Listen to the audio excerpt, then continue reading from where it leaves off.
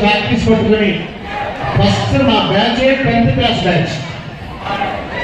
అందరూ చిన్న నుంచి పైకెళ్తారో నాకు తెలియదు కానీ నేను మాత్రం స్టార్టింగ్ ఎక్కడమే 10th క్లాస్ బ్యాచ్.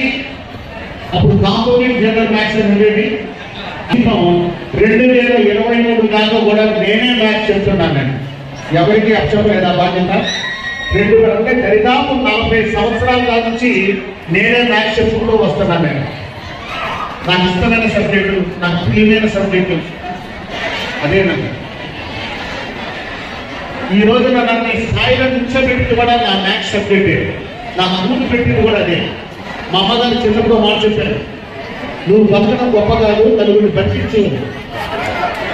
అదే ధ్యేయంగా పెట్టుకుని నాకు MBA అయినా సరే ఉద్యోగానికి వెళ్ళకుండా ఒక స్కూల్ స్థాపించి కేవలం 16 మంది విద్యార్థులు నిజమైనటువంటి ఉపాధ్యాయులు వాళ్ళకి ఆశీర్వాదం. ఈ రోజు నేను స్కూల్ మీ అందరి ఆశీర్వాదంతో మరి ఈ రోజు దానికి స్థితికి రాగలిగాం.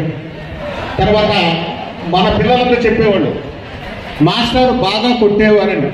సిగ్గుపడుతూ ఉన్నాను, ఒక్కోసారి ఆనందపడుతూ ఉన్నాను.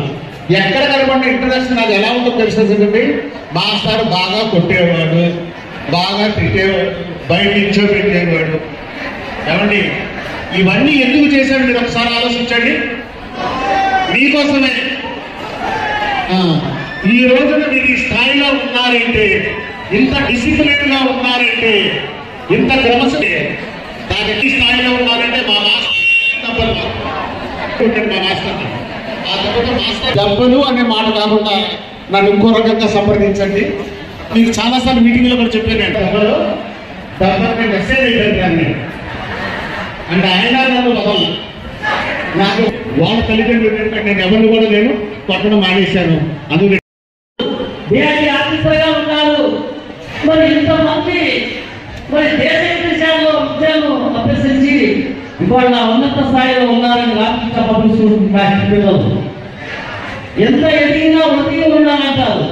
ఆ వధువు తన రామకృష్ణ పబ్లిక్ స్కూల్లోనే ఉన్న చెప్పడం మాత్రం గర్వం లేదు నాకు. ఎందువల్లంటే ఈ స్కూల్ పిల్లలు తీర్చిదిద్దే విధంగా ఏ పండుగ వచ్చినా వస్తువులు వెంటగారు.